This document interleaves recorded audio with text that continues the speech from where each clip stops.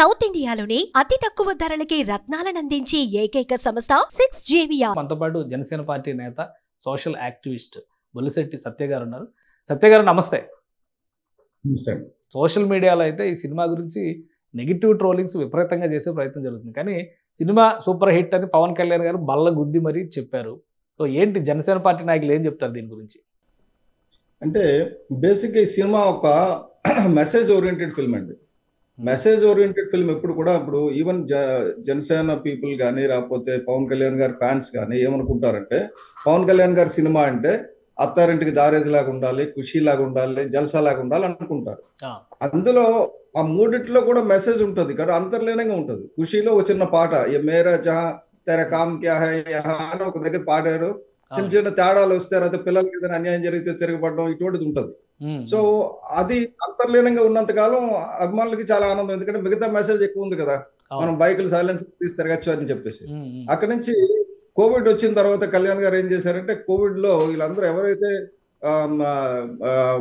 సైలెన్సర్లు తీసి పరిగెట్టారో వాళ్ళందరూ కూడా ఒక అద్భుతమైన లైఫ్ సేవింగ్ సోల్జర్స్ లాగా కూరగాయలు పట్టుకెళ్ళివ్వడం, బియ్యం పట్టుకెళ్ళివ్వడం, ఇంటింటికి వెళ్ళడం చేశారు.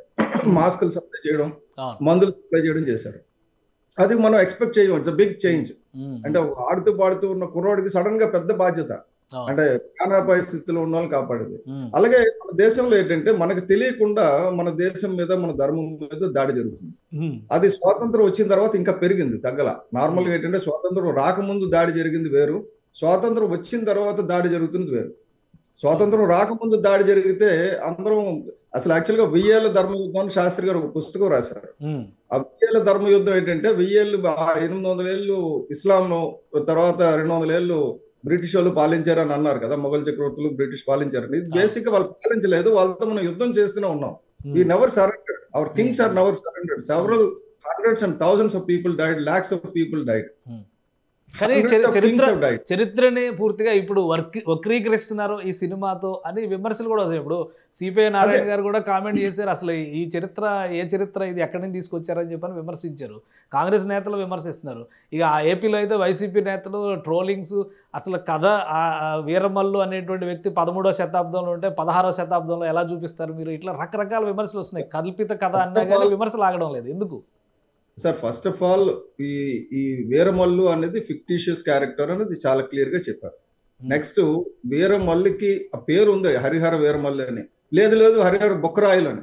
అంటే ఇప్పుడు మీ పేరు పక్కన ఇంకొక పేరు ఉందనుకోండి, లేదు మీరు మీ సుబ్బారావు ఉన్నారు కాబట్టి మీరు ఇదే అంటే ఎలాగవుతుంది, కాదు కదా. అది యాక్చువల్గా ఏంటంటే ఈ కథనం ఎక్కడ స్టార్ట్ అవుతుందంటే ఛత్రపతి శివాజీ గారు తనువు చాలించిన తర్వాత, ఆయన యుద్ధం చేసి ఆరోగ్యరీత్యా చనిపోయిన తర్వాత ఎన్నాళ్ళు నిలబెట్టాడు ఆయన్ని మొఘల్ ఔరంగజేబుని ఎదుర్కొన్న మగవాడు ఈ దేశంలో ఎవరైనా ఉన్నారంటే ఛత్రపతి శివాజీ. ఆ తర్వాత సంభాజీ మహారాజ్ గురించి చూసాం మనం. అయితే ఛత్రపతి శివాజీ చనిపోయిన కొద్ది రోజులకే ఒక బిడ్డ పురుడు పోసుకొని నిజంగా తిరగబడితే ఎలాగుంటుంది అనేది ఒక ఆలోచన వచ్చి తీసిన చిత్రం ఇది. అది ఒక కల్పిత పాత్ర.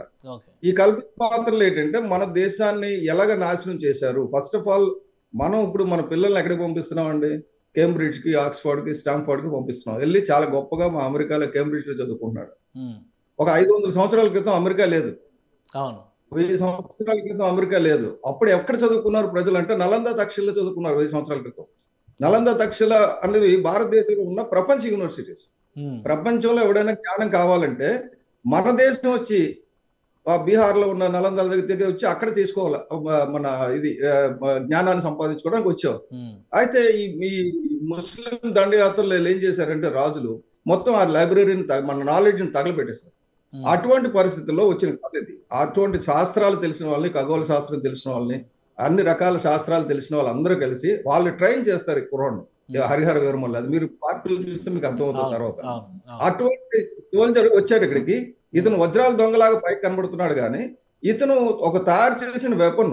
అందరూ యోధులు గురువులు కలిపి తయారు చేసిన ఒక వెపన్.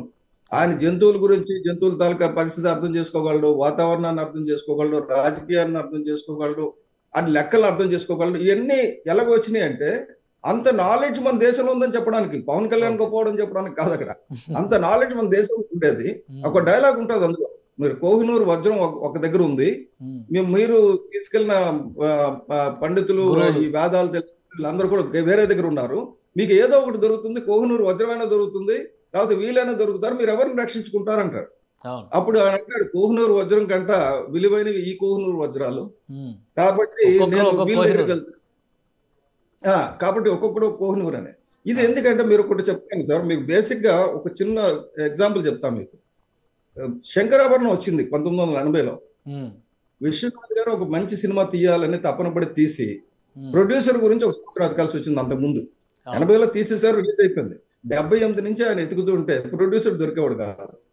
ప్రొడ్యూసర్ దొరికిన తర్వాత ఏడిది నాగేశ్వరరావు దొరికిన తర్వాత, ఏడిది నాగేశ్వరరావు సినిమా తయారైపోయిన తర్వాత రిలీజ్ చేద్దామని చెప్పి 1 సంవత్సరం పాటు, మీరు ఈ సినిమా కొద్దిగా రిలీజ్ డేట్ డిలే అయిందన్నారు కదా, ఆయన సంవత్సరం పాటు డిస్ట్రిబ్యూటర్లు ఎవరు రాలా, ప్రతి ఒడు రావడం చూడడం 200 సార్లు ప్రదర్శించారు శంకరాభరణాన్ని ప్రివ్యూ, ఇది డిస్ట్రిబ్యూటర్ కోసం. కానీ అది కొన్న తర్వాత ఏమైంది, రిలీజ్ ఎవరు రాకపోతే చివరికి పూర్ణోదయ క్రియేషన్స్ డైరెక్ట్ గా రిలీజ్ చేసుకున్నారు అన్ని థియేటర్లో, అద్దెలు మేము కడతామని పెట్టుకొని.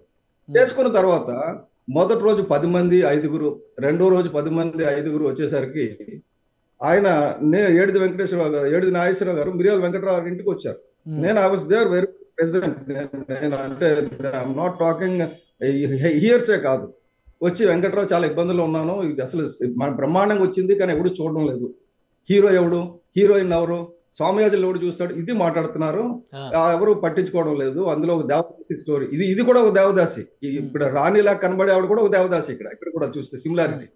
అయిన తర్వాత అప్పటికే ప్రాణం ఖరీదు, మన ఊరు పాండవులు ఇటువంటి సినిమాలు వచ్చేసి, పునాదిరాలు వంటి సినిమాలు వచ్చి చిరంజీవి గారికి అభిమాన సంఘాలు అన్ని దిక్కులు ఏర్పాటైనాయి.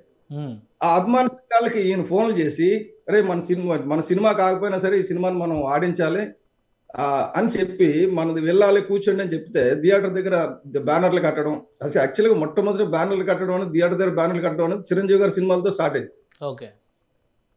ఒక 2 కమ్యూనిటీస్ బేజర్గా అప్పుడు కాపు అండ్ దళిత్ కమ్యూనిటీస్ ఎక్కువగా పార్టిసిపేట్ చేసేవి. మిరియాల వెంకటరావు గారు రెండింటికి నాయకుడిగా ఉండేవాడు. ఆయన ఎంకరేజ్ చేసి తీసుకొచ్చి పెట్టారు. పెట్టిన తర్వాత జరిగింది ఏంటంటే, ఒక 2 వారం 10 రోజుల పాటు చేసిన తర్వాత సంవత్సరం ఆడింది ఆ సినిమా. కానీ మొదటి వారం ఎవరు లేరు. నేను చెప్పేది ఏంటంటే, ఈ సినిమా మహత్యం కూడా, ఇంత బ్రహ్మాండమైన సినిమా దీన్ని ఎప్పుడు ఎక్కుతుంది అంటే, ప్రజలకి ఎప్పుడైతే ఫ్యామిలీ ఆడియన్స్ కి చూడడం ప్రారంభిస్తారో అప్పటి వరకు సినిమా ఉండాలి. అప్పటి వరకు ఈ సినిమా ఉండేటట్టు చేయడానికి పవన్ కళ్యాణ్ అందరినీ పురమాయించారు. సుమన్ టీవీలో మీ పర్సనల్ అండ్ బిజినెస్ ప్రమోషన్స్ కోసం కింది నెంబర్ కి కాంటాక్ట్ చేయండి.